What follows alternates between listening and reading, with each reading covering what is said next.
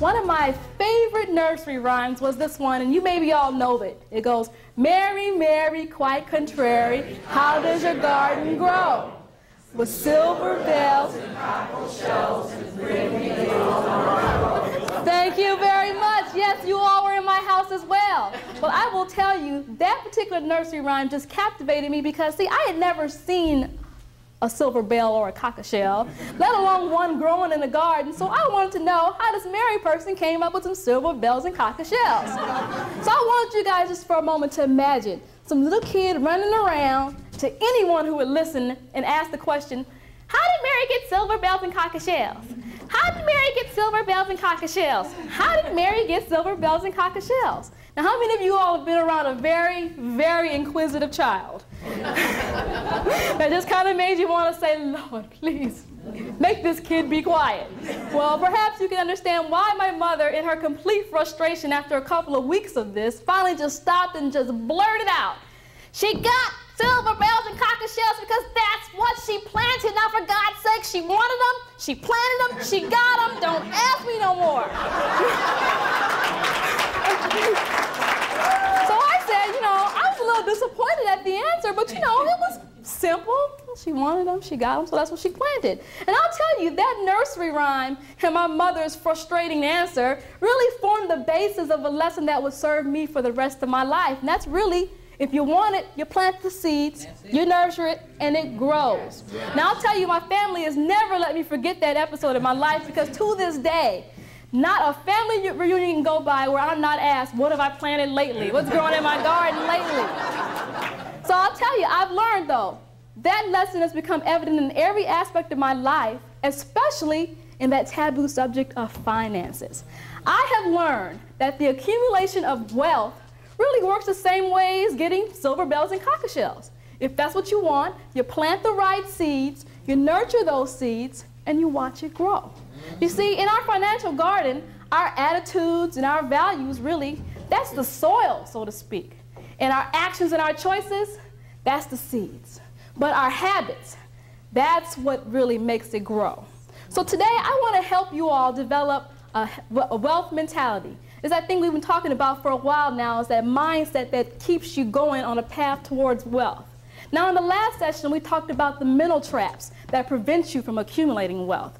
Today, we're going to focus on the habits that actually lead you to wealth. And in our next session, I'm going to show you how you can develop your own personal plan to achieve wealth. But before I go on, I want to share with you my definition of wealth. You see, for me, wealth is just a condition of abundance. That's having more than enough. But wealth is really a tool that allows you the luxury to do many things, like think about and actually positively impact a cure for cancer, maybe alleviating world hunger and homelessness. But most important, at least it is for me, wealth allows me to be able to spend quality, undistracted time with those I care about the most. So that's what's important there. And all that sounds really good, doesn't it? Yes. So why aren't we all wealthy? Why? Well, you know, you might be sitting there thinking to yourself, I don't need to be thinking about things like curing cancer or alleviating world hunger. I make enough to support my family, and you know what? That's enough for me. But I want to ask you, you know, it may be enough today. But what about when you can't work anymore? What happens when you become ill, disabled, and how about forced to retire? Did you know that only 2 to 5% of Americans actually retire financially independent? Why is that number so low? It's something that we all want. Why haven't we all gone on to get it? Well, I want you to imagine for just one moment that you're 35 years old, making $60,000 a year, and you're saying to myself, okay, I'm going to retire in 30 years. I'll be 65, and all I want to be able to do is maintain my current $60,000 a year lifestyle. Now, how much money do you think you'll need to have coming in every single year in retirement to be able to do that? $60,000.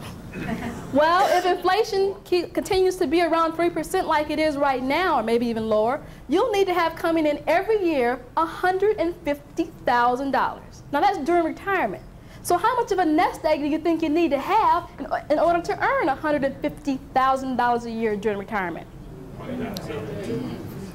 Well, with a conservative return of only about 10%, you'll need to have a nest egg of $1.5 million to bring that in during retirement. I mean, well, have you ever sat back and really thought of your financial future in that way? See, the problem is most of us hasn't. So that's why that number is so low of those Americans that actually retire financially independent. So I want to talk to you today about 6 habits that will lead you to wealth. That's 6 habits. But the first thing is I want you to understand that really wealth is the result of habit. That is doing the right things over and over and over again.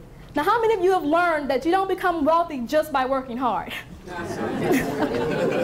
right, then at least we're all on the same page here. Because I'm sure we've all known someone, or maybe it's you, who worked hard all of your life only to find that you can barely meet your needs today. And imagine what that's going to be like when you retire. So let's talk about some wealth habits. The first wealth habit is developing an educational plan for yourself about money. Simple, huh? Educational plan about money. Now that's going to involve a daily, a weekly, and a monthly habit of reading financial periodicals and attending seminars like this one. Second wealth habit is actually to develop a realistic plan for yourself. See, it's not that people don't plan. I really believe that. We fail to think through their plans. I mean, how many of you have heard someone says, well, I'm just going to live with my children or live off my children? It's a plan,